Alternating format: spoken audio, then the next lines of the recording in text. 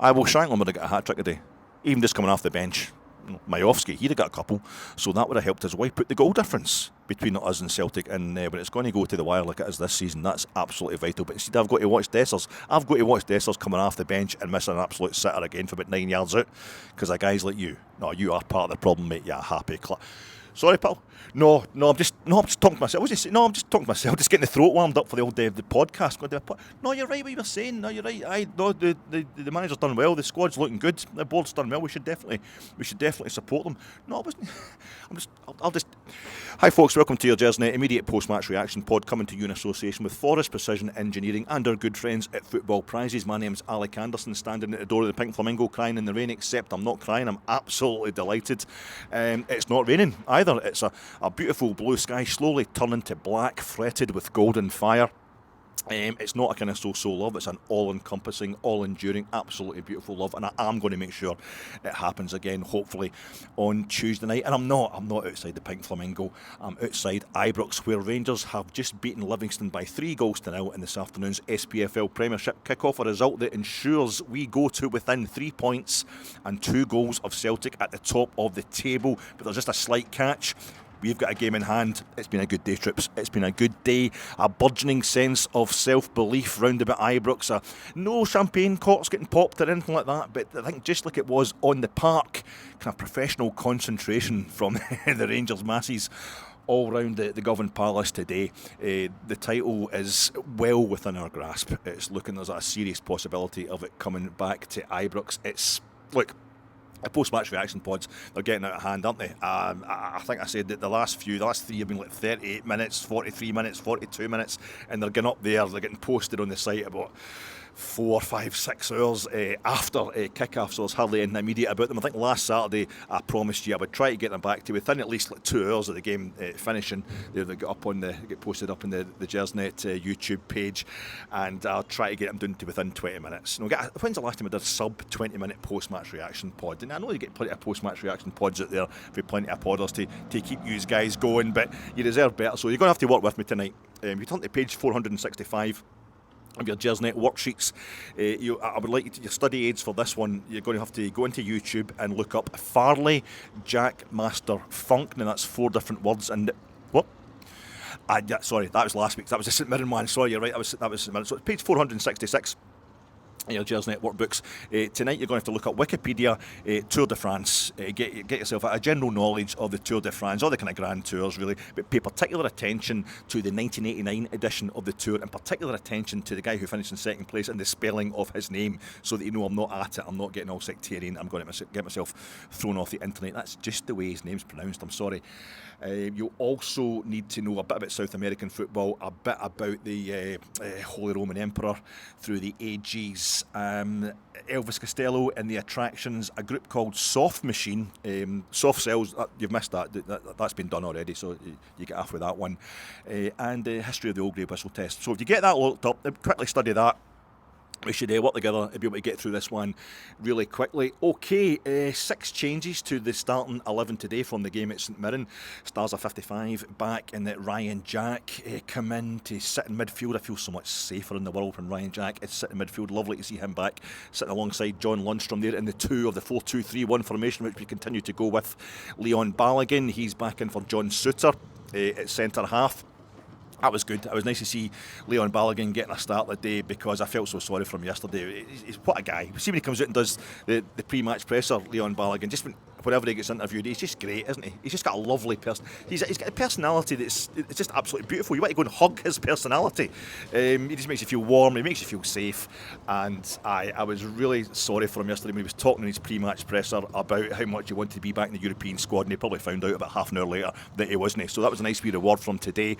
And Borna Barisic back in for Ridvan Yilmaz, so both of those left backs were convinced one or two of them was going to be leaving in that transfer window. Neither of them did, and a wee celebration from the two of them today with them both playing in the game. But Bournemouth started for a change this time. Up top we had Rabbi Matondo coming in the left hand side after Dujon Sterling's little cameo there, strangely, at St Mirren last week.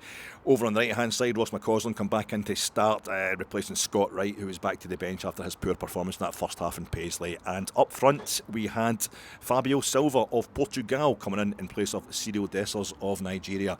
So all the talk during the week from certain people like myself about getting strikers and about needing to get more goals into the team. Well, that's the manager just kind of reminding us that Silva was the very first guy we signed. We basically had him in the bag before the transfer window opened. He's a striker, and he reminded us of just how good a striker he is during this game today. But that's not really setting the scene properly, is it? That's not setting the scene properly. There was a lot of other stuff going on, and this hat's a start to it. You're thinking, he's wearing a Livingston hat. How sporting is that guy? Wrong. Staunch points deducted. This is a Harland and Wolf Welders hat. Samson and Goliath. Yes, absolutely beautiful present, and I'm so grateful to a fan of Gersnet, somebody who watches our pods, Finlay Cameron. And really, Finlay, that's just watching our pods, giving us the time is all that we need from you, mate. But especially after I stole some of your patter about 10 days or so ago when you described Cyril Dessers' goal against Hibs much better than I could. So I stole some of your patter for the post-match reaction pod for that one, but yet you still managed to. It was a setup, wasn't it? It's a setup. I've just realised, because I stole your patter, Finlay, what you're actually doing is setting me up with a Livingston bonnet. I'll meet you at the John Gregg statue before they give me Livingston. I like to give you that bonnet. Aye, you're hoping I get a do enough Livingston fans, weren't you? Aye. No, Rangers fans who think of a Livingston fan because I've got to have some sort of comedy joke death. I'm the kind of guy who's going to get run down by an ambulance or something like that. You know, I'm already trying to eat myself to death anyway. So aye, although I've had plenty of death threats from Rangers fans who knew I was a Rangers fan, didn't like the way I was talking about Rangers in the past, in the bad old days. I could get beaten to death by Rangers fans who think it's a bit of, American History X, where he says to the headmaster at the end, he's like, you know what you're going to do? You're going to get killed by a bunch of white guys. So I know what you're up to, Finlay. I've just sussed it out. But I actually got revenge because the Livingston support of the day was in the club deck and I'm in the main stand. So I just nipped along and I got my £8 food voucher. So I'm still continuing to eat myself to death. Anyway, absolutely brilliant there from Finlay. Much appreciated. And it just played into a whole day of amber and black, yellow and black, gold and black. You know, it's like it becomes gold and black. The Schwarz-Gelben they call Borussia Dortmund, and I think you saw in the Livingston strip today what happens, how far it ranges when teams tell themselves that they're gold or they're yellow, that their colours are yellow. It's a beautiful colour combo, I think, yellow and black, but it can go so wrong so quickly. The Livingston goalkeeper today, is wearing what Borussia Dortmund ended up doing with their kit. The rest of the team is wearing the kind of basics. It's not a very good kit, Joma, Livingston. There was some lovely kits, Livingston, particularly when they first came into the top flight, and they were doing things like taking points off Celtic, and then we were kicking off later on against Hibs, was this 2004 or something like that, and thinking we can gain points and Celtic at the top, and we end up drawing 2 each with Hibs. One of the things that was in the back of my mind today. But I did some lovely kits back in the day, Livingston, but this isn't a good example of it. But at least we're wearing the basic. The first 2 times we played Borussia Dortmund, we put them in the 66-67 Cup Winners' Cup. We put them out that when they were the holders, and then we played them. It was 82-83 UEFA Cup. Beautiful. They had the pinstripe, they had the black pinstripe, but it was yellow, a good solid yellow with the black shorts and the yellow socks with the black trim, the Adidas. It's really nice, Borussia Dortmund. But then they end up doing, the Livi goalkeeper today is wearing Lumi yellow. It's like Dayglow, basically. It looks tacky, it looks terrible, but that's what Borussia Dortmund have been doing with their kit for decades since then. So it can go really wrong, the yellow and black. And yellow and black, it can go really wrong for Rangers. This is the week where you've got Jim White, should be Jim Black, made famous the yellow tie, and your Rangers have got to fork out the gold. How much gold are Rangers going to fork out? But we're going to still manage to stay in the black to get the players that we need to go on and win this title. I was convinced that Celtic were going to go and spend big, and it just at last, I thought Peter Law would do that. We'd fork out big, and they didn't really, and I think they had a worse transfer window than us, really. But still today, I'm driving along the road on the way to Ibrox, and I'm looking at the yellow and black.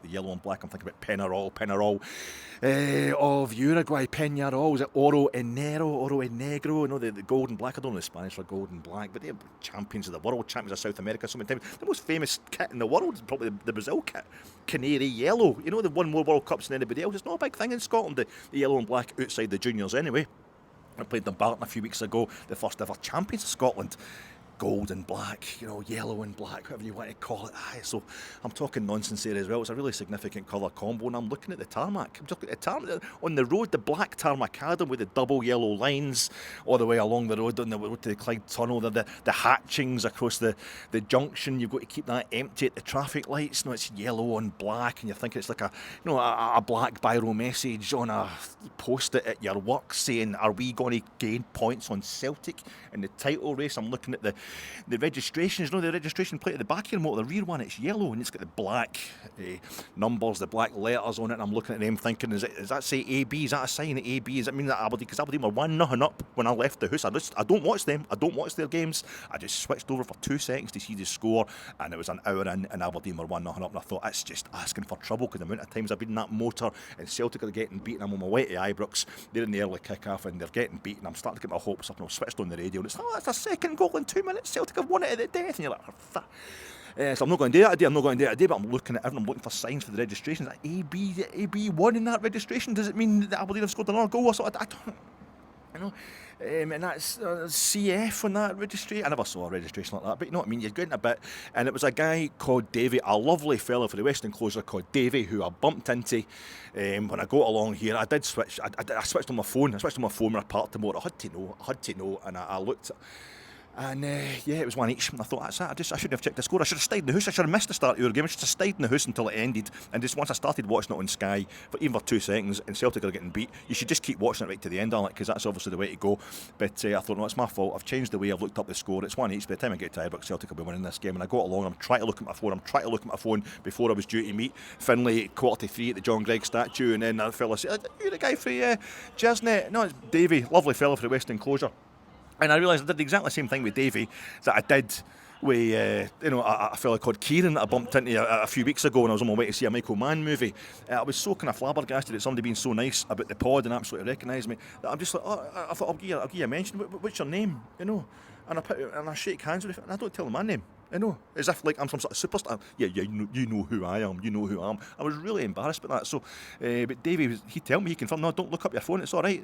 Finish one each. Absolute beauty. And then Davey said, I don't know how you can do that. I don't know how you can actually talk so long to camera yourself without, And then within 5 minutes of Davey saying that to me, he knew exactly when I'd spoke for 5 minutes solid to his face, and suddenly he get a stomachache and he had to leave, and he couldn't even go to the game. He had to go. So I hope he's feeling well. But Davey, my offer for maybe just going for a meal, maybe going to see a Michael Mann movie. I don't know everybody likes them, but they're quite good for men that want to go to movies together. But my offer still stands for that, mate. And I hope you're feeling better. But I thought by the time I met Finlay, I've got to get rid of this thing where I don't say my name as if I'm some sort of superstar because I do podcasts. But I mean, David did say that he hates every other podcast he ever listens to, and he doesn't like any other guys on Gersnet, and it's just my pods that he likes.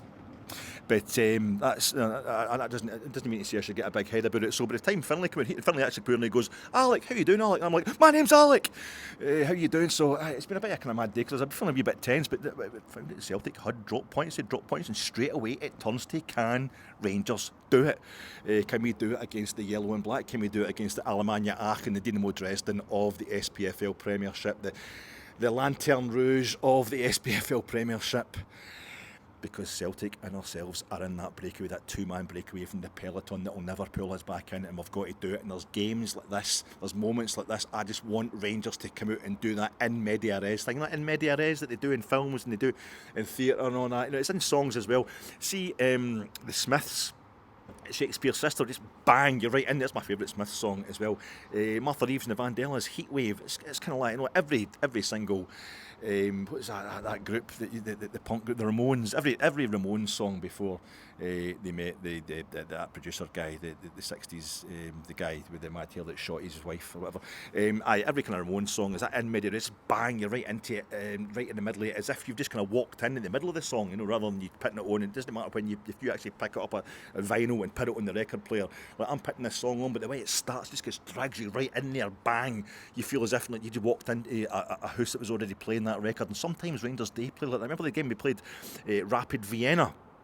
We beat them 3-1, and no, that's not the game I'm talking about. We beat them 3-1 on the Wednesday night, or the Thursday night, UEFA Europa League. It was absolutely mega fantastic. Our first big European win at home for ages. It was a fantastic, significant night. Everybody's absolutely buzzing. And Rangers were playing Hearts at home on the Sunday. Game gets moved to the Sunday. and the Rangers players were clearly still buzzing. Bang, 3-0 up within half an hour. We just went out there, just blew them away, as if we hadn't stopped playing. We were still feeding off the buzz from the Thursday night. Hearts are kind of coming out and just wanting to kind of warm up and get into the game. Done within half an hour.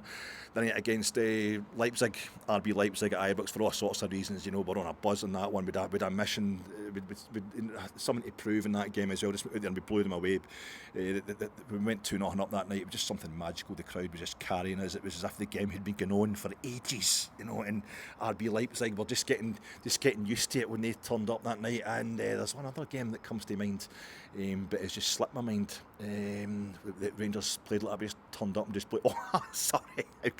The last time we won the league, the last trophy we won under Walter Smith, down at Kilmarnock, when we were 3-0 up, 7 minutes on the clock, and it was just, I got a chance to get worried about that game. That was fantastic. So you're hoping for that kind of thing today, but it never works like that, does it? It's like when you hope for a big reaction to a defeat, it doesn't really happen. Rangers come out and they kind of stumble after a defeat. Then at the start of the next game, you might eventually get the reaction, might eventually get the win, but they usually kind of have to play their way back into it. And today as well, you're thinking it'd be great if Rangers come out and just blew. They've obviously seen the result. They're as psyched as the rest of us. You'll see that Celtic have dropped points today. We've got a chance to really get breathing down their neck and compound, augment the transfer window. No. It wasn't happening like that. But first of all, we had a couple of corners in, swinging corners, ping, pang, ball on the one side, Tav the other, the goalkeeper. Ryan Jack attack, he had a shot from outside the box. It started that string of corners at the start of the game. And the goalkeeper kind of pushed it away nervously, and even at the corners the ball was bouncing about in front of the Livingston goalkeeper. Thought he doesn't look too clever, and maybe the guy isn't he? Maybe he's thinking to himself, I'm wearing a horrible Borussia Dortmund kit here, why can't I get a nice Borussia Dortmund kit like everybody else? But what it was I think there was so many bloody Livingston players in front of him that he just couldn't see the ball until the last minute. It was actually affecting their own goalkeeper because Livingston were just sitting in like nothing else on the earth. They've lost 4-0 twice at Ibrox already this season, in the League Cup and in the league, and that was Michael Beale's Rangers. But we did blow them away. It just happened. It happened towards the end of the first half. Beginning of it was 3-0 up. We were 3-0 up within the hour. It was absolutely fantastic. Wee bit of nervousness when Leon Balogun has to go off after 21 minutes. John Souttar comes on the park with a head injury. The big Nubly is playing up front for them. Why didn't he go to Exeter? I would have slept a lot easier if Nubly had followed through that move to Exeter that was proposed, but he never went down there. The guy who scored against us home and away, absolutely massive guy with the daintiest touch you can possibly imagine. He was a real threat, but he was up front. He was the only thing they had up front today, Big Joe Nubly for Livingston. They were just sitting in deep. Jason Holt and all that, Scott Pittman, guys working away. One nice bit of the game today was when somebody called one of the Livingston players a beardy bastard, which I think's long overdue. A lot of fat bastard, a lot of specky bastard at referees, a lot of bald bastard. So I think it was a bit of positive discrimination today to hear finally people with too much hair getting the slagging they've always deserved, as far as I'm concerned. But we were getting a bit nervous. We were pounding the goal and all that. But you're thinking, are we going to be able? Are we going to get ground down? Is it just going to get boring? And are we going to be, end up doing that thing we used to do under Gerrard initially? I remember Livingston beat us through there. We're passing the ball from side to side, lots of possession, but not going anywhere with it. Apart from Jack Buckland, I think one of the nicest things we ever got from Michael Beale was the phrase "seduced by possession." Are we going to do that? Not a bit of it. We kept going, we kept concentrating, and I think it was another corner comes in, and Connor Goldson gets his foot up. I think it was between kind of waist height and chest height to get to the ball, but didn't see anybody near him. Didn't see it was as if anybody was going with the head or anything like that. He's about 6 yards out, and he pulls it to the back post, and in comes Fabio Silva, and I think he kind of kicks it into the net as well. And when I'm sitting in the main stand, it's just a sea of bodies, but the ball, I just saw people cheering in the Broomland and in the corner between the Broomland and the Govan. That was what let me know it was a goal. I saw that before I saw the ball in the actual net, because there was so many people in that 6-yard box. And then you're thinking, this is what we need. It's about 40 minutes, maybe 40 minutes. We scored that goal just before we were starting to get really nervous. You're thinking Celtic have kind of dropped the gauntlet, if you like, and we're unable to pick it up. That'd be a real blow. But in it goes, and then of course you've got to sweat for it, because I didn't cheer madly straight away because I hadn't seen the ball going in the net. But also I'm thinking, big corner, the foot was up there, there's so many bodies in there, so many ways that goal could possibly be disallowed by VAR, which come up onto the big screens. Everybody kind of, Christ, here we go. But then the referee pointed to the spot.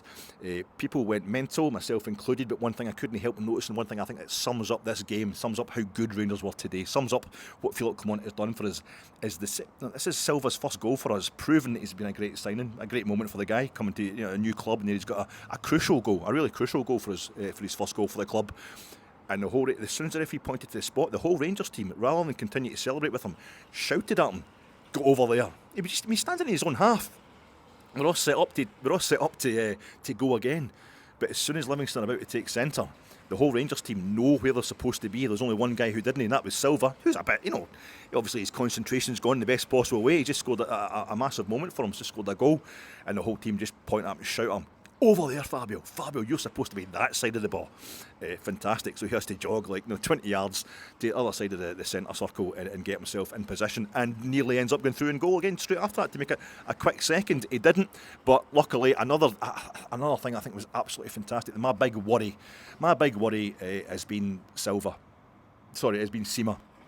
It's the same amount of letters, begins with an S, ends with an A. Come on, give me a break.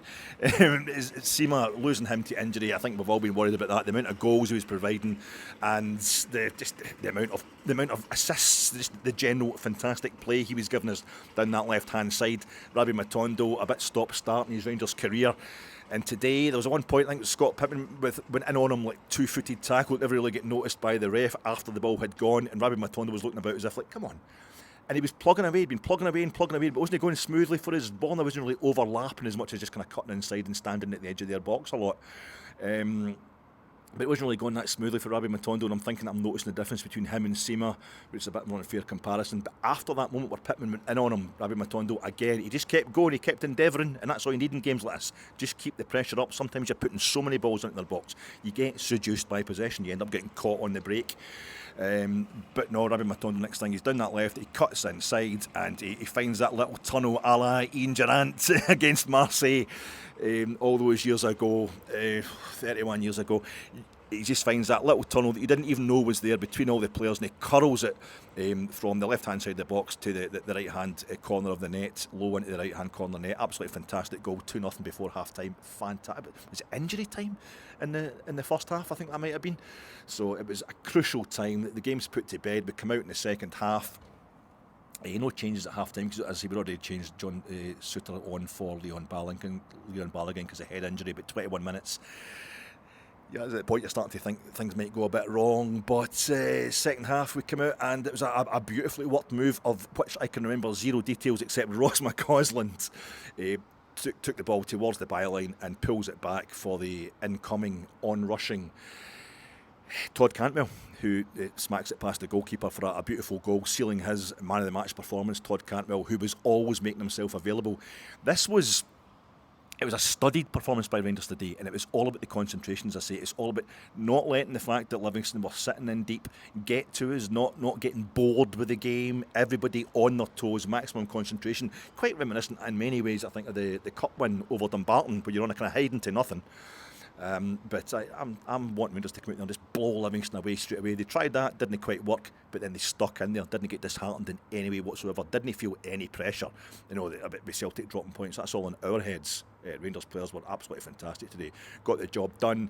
6 substitutions made by both teams today, I think, which is too much for your old uncle here, your old grandpa may like to remember, even if my head is a bit warmer than usual.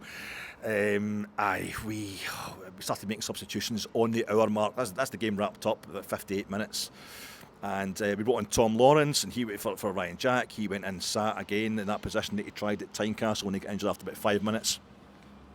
To sit in beside John Lundstrom. We had Cortez. Do you know his name's actually Cortez? Was it Oscar Manuel Cortez? Now, I should have put in some Neil Young in your study aids there. Neil Young, Cortez the killer. Cortez, what a killer. That's all about the old world, got to the new world, you know. And actually, you've got a guy scoring from Portugal today, and then a fella coming on the park making his debut who's from Colombia. So he's from Lons. I'm not going to get into that. Sorry. So that was that. Yeah, we were 3-0 up. Who was it? Who else come on? Scott Wright. He come on at some point as well, and Ridvan. He come on for Borna Barisic and hit the bar with a really cheeky shot from the edge of the box, which was it's got everybody up applauding him. And Cyril Dessers come on for Silva and had a moment where the ball just fell to him about, I think maybe penalty spot, and he put it over the bar. It was a bit of a sitter, so that was Cyril back to his old self. I fully expect him to go in and score a goal after that though, because that's just what he does. I don't think anybody's losing faith in Cyril because of one miss. He's got to be there to miss them as well as score them. So he'll be back on Tuesday night probably. But a thoroughly professional performance, and as I say, it's the most famous yellow jersey perhaps in all of sport is that Maillot Jaune, the yellow jersey at Tour de France. And I'm just reminded of the Tour de France because the 1989 Tour de France is the tightest of all. It was won by 8 seconds. Greg LeMond beating Laurent. This is the way it's pronounced. It's Laurent Fignon. That's how it's pronounced. I'm sorry. I mean, right, we're going to talk about Cortez being from Lens rather than Lons. Okay, we'll go with the kind of English phonetic pronunciation of Fignon. It's Fignon. So we'll go, so I don't get thrown off the internet, I'm going to call it Laurent Fignon. Okay, but he'd won the tour. He won the tour in '84 and '89. Laurent Fignon and Greg LeMond. He had a terrible accident. He nearly died. A shooting accident, a hunting accident.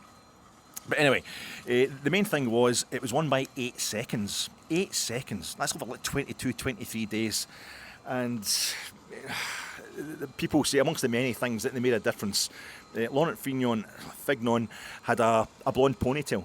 He had a blonde ponytail, and they worked out that with the kind of aerodynamics is a massive thing when it comes to the Tour de France. If he'd cut off his blonde ponytail, he would have gained that 8 seconds. He would not have lost that Tour de France. This is a race that's taken over 22, 23 days with Rangers and Celtic. It's 38 games, and it came down to an absolutely a magnificent time trial, the final time trial in the 1989 Tour de France. And Greg LeMond, he had just one disc on his the disc they put over the wheels, that he put it on the back wheel to get the aerodynamics to stop the wind getting to your spokes, just the wind catching your spokes. That's enough sometimes to slow you down enough to lose these kind of races. So Greg LeMond went for that, and his back wheel he had more aerodynamic handlebars, I think, than Fignon did. But Fignon went for two. He went for the two discs on the disc on front and back wheel, but he would not get rid of that ponytail, and maybe that's just part of his character. Like with Peter Lowell just is he's made such a song and dance about financial propriety being his thing, because when Rangers went down the tube in 2012, everybody suddenly pretended that's what their football club had always been about balancing the books. And there is people saying that there's other reasons Celtic might want to keep the 70 odd million that they've got in the bank and not spend it. That's far too disgusting to be spoken about on a day like today and in a sporting context. It's just anyway. But they didn't spend any, and you're starting to worry. This is what it's all about this week. This, the yellow and black, the gold and black, the spending the gold, trying to stay in the black. The Jim Black with his gold tie. We didn't spend a lot of money. Celtic didn't spend a lot of money. I expected them just to splash some of the cash they had to make sure that they were going to pull away from us again in this title race, but they haven't. Rangers haven't blinked since we lost at Parkhead. We have just been absolutely fantastic. I don't have the ability on my television to watch the Scandinavian leagues or any of the leagues that we have the financial wherewithal to be poaching for players. I'm seeing Bundesliga, English Premier League, La Liga. We can't afford players from there. They're the only kind of guys I'm watching. So I'm the only league from which Rangers can properly buy top players that I can see is the one we're in. I watch Sports Scene. I see these goals being scored by Lawrence Shankland against Aberdeen at Tynecastle, and he's missing penalties as well, as if he's saying to Tav, I'm not going to take your armband off you, Tav. I'll miss penalties. You can keep taking the penalties. That's him paying his due, paying his fealty, paying his loyalty, saying he just wants to come and play for the club. So I'm thinking, yeah, just give us Shankland. The goals are going to be there, but no. We didn't get him. We didn't get Majowski, another player that I'm watching all the time. I've seen scoring against us in the flesh. I've seen scoring against us in the television. I'm thinking even Kevin, the guy Van Veen, who used to be at Motherwell, he's now at Kilmarnock. He could have done a job for us. We could have used him as backup. But no, I don't get it, because I don't watch these other leagues. We've got the football board is complete.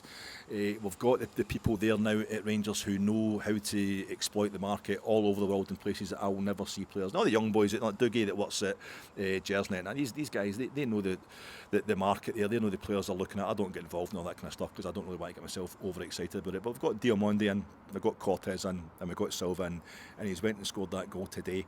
And I felt as if it was all about who wanted to give away more. Who wanted to give away more during that transfer window, and did Celtic want to cut off their ponytail and give away some of that £70 million, and they didn't. Peter Law could not go. Laurent Fignon, it was part of his personality, that ponytail. It's part of Peter Law's personality to hold on to as much money as possible for Celtic, and I think in a race like this, it's as close as this two cyclists that have pulled away from a peloton that will never pull them back. Now the points winning jersey in the Tour de France, of course, is the green jersey, but Celtic have only gained 1 point today. We've gained 3, and I'm hoping it's going to end up proving absolutely fatal for their title chances, and Rangers are just looking on it, folks. They're looking on it. What is that? That's 30 minutes. That's half an hour. So I've gone more than 10 minutes over, but that's better than 42, 43 minutes.